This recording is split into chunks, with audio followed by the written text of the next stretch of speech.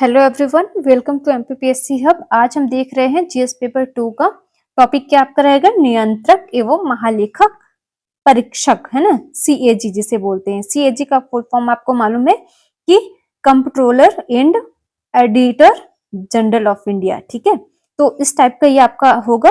और आपका इसका परिचय मैं बता देते, थोड़ा सा अर्थ आप समझिए। नियंत्रक और महालेखा लेखा परीक्षा का अर्थ क्या होगा, तो समझिए इसको नियंत्रक एवं महालेखा, है ना।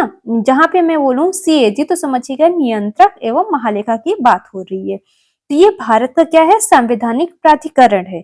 इसे भारत के सार्वजनिक धन का प्रहरी कहा जाता है। और इसका मुख्य कार्य क्या होगा, केंद्र और राज्य जो सरकारें हैं तथा सरकारी उपक्रमों के आय व्यय और लेखों का स्वतंत्र एवं निष्पक्ष अक्षेक्षण करना, मतलब ऑडिट करना होगा। ठीक है, आय व्यय में तो जितने भी केंद्र राज्य सरकार का जो भी सरकारी आय व्यय वाला काम होगा, लेखा जोखा, तो कौन करेगा, सीएजी, मतलब नियंत्रक एवं महालेखा ही करेगा। मतलब ऑडिट करने का काम किसका रहेगा, तो नियंत्रक का एवं महालेखा करेगा, सीएजी का। ठीक है, तो ये आपका छोटा सा परिचय हो गया। अब इसके संवैधानिक प्रावधान देख लीजिए, जो आपको अनुच्छेद के अनुसार याद करने पड़ेंगे।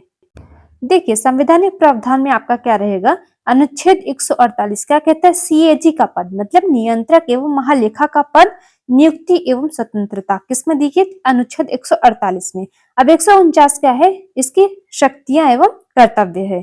और 150 में, अनुच्छेद 150 में केंद्र एवं राज्यों के खातों का प्रारूप दिया रहेगा। ठीक है, अनुच्छेद 151 में क्या रहेगा, सीएजी मतलब नियंत्रक एवं महालेखा की रिपोर्ट राष्ट्रपति राज्यपाल को प्रस्तुत की जाती है। ठीक है, अगर सीएजी की बात करें तो इनकी रिपोर्ट कहाँ होती है, कहाँ रिपोर्ट दर्ज की जाएगी, या रिपोर्ट कहाँ भेजेंगे ये, तो राष्ट्रपति या राज्यपाल को, जो संसद विधानमंडल के समक्ष रखी जाती है। तो इन तीनों की रिपोर्ट सीएजी ही रखता है। ठीक है, मतलब ऑडिट करना। ठीक है, अब इसकी नियुक्ति की बात करें। अब इसकी नियुक्ति की बात करें सीएजी की, तो नियुक्ति कौन करता है, तो राष्ट्रपति द्वारा की जाती है। शपथ भी राष्ट्रपति के समक्ष ही लेते हैं ये नियंत्रक और महालेखा। ठीक है, तो ये सीएजी। अब इनका कार्यकाल देखो, तो कार्यकाल इनका कितने वर्ष होता है, तो 6 वर्ष या 65 वर्ष की आयु जो पहले हो, 6 वर्ष तक कार्यकाल रहता है। उम्र देखी जाए तो 65 वर्ष तक। और इसमें खास बात क्या है, पुनर्नियुक्ति नहीं होती है। ठीक है, कि आप सोचो कि एक बार यहाँ से हट गए हैं और दोबारा नियुक्ति की जाए, तो इस जो यहाँ पे सरकारी में आ जाता है महालेखा वाले कार्य करने के लिए, तो उसकी दोबारा नियुक्ति, पुनर्नियुक्ति नहीं होती है अगर एक बार निकल गया तो। ठीक, तो इनको पद से हटाने की प्रक्रिया देखी जाए, ये कैसे हट सकते हैं, तो केवल सर्वोच्च न्यायालय के न्यायाधीश के समान प्रक्रिया से हटाया जा सकता है। ठीक है, और इससे सीएजी की स्वतंत्रता सुनिश्चित होती है। मतलब सीएजी जहां बोला तो आप समझ रहे हैं ना, नियंत्रक एवं महालेखा की बात हो रही है, तो इनकी स्वतंत्रता सुनिश्चित है। अब सीएजी की स्वतंत्रता की बात की जाए, तो स्वतंत्रता में इसमें क्या, वेतन भारत की संचित निधि से दिया जाता है। ठीक है, और वेतन का सेवा शर्तों में नियुक्ति के बाद उनके प्रतिकूल परिवर्तन नहीं किया जा सकता है। ठीक है, जो रहेगा नियुक्ति के बाद वही रहेगा। फिर कार्यकाल पूरा होने के बाद किसी अन्य सरकारी पद पर नियुक्ति नहीं किया जा सकता है। ठीक है, पूरा कार्यकाल हो गया, अब किसी अन्य सरकारी के सोचे आप जॉब कर ले, तो यहाँ पे दूसरी सरकारी जॉब नहीं मिलेगी। ठीक है, यहाँ पे एक ही बार नियुक्ति होगी और एक ही बार ये जाके घर बैठ जाएंगे। कार्यकाल समाप्त हुआ मतलब समाप्त हो गया। अब इसके देखिए प्रमुख कार्य की बात की जाए सीएजी की, तो केंद्र एवं राज्य सरकारों के खातों का ऑडिट करना हो जाएगा इसका कार्य। ठीक है, केंद्र और राज्य सरकार के खातों का करेगा सिर्फ। ठीक है, और बैंक का मतलब खाता, मतलब आप समझ रहे हैं, खाता बैंक की बात कर रहे हैं।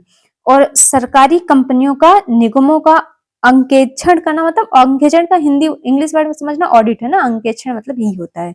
फिर सरकारी योजनाओं का एवं व्यय की वैधता, नियमितता एवं मित व्ययिता की जांच करना। सारी जो ऑडिट में सारी चीजें आई जाती है, तो समझ लीजिए सरकारी योजनाओं का जितना व्यय वाली चीजें हैं, तो ये यहाँ पे ऑडिट करेंगे, इनका कार्य है। और फिर संसद एवं विधानमंडलों को वित्तीय जवाबदेही सुनिश्चित करने में सहायता करना। जो भी संसद और विधानसभा के जो भी वित्तीय वाले कार्य है ना, तो यही जवाब देंगे। ठीक है, और सार्वजनिक धन के दुरुपयोग का उजागर करना। जितने भी सार्वजनिक धन है, अगर दुरुपयोग किया जा रहा है, तो ऑडिट में अगर कोई चीज गलत निकलती तो भी बताना इनका कार्य है। ऑडिट यही करते हैं, तो इनके हाथ पे रहता है। ठीक, अब देखो इनके सीएजी की ऑडिट के 3 प्रकार हैं। जो वित्तीय अंकेक्षण मतलब फाइनेंशियल ऑडिट करेंगे।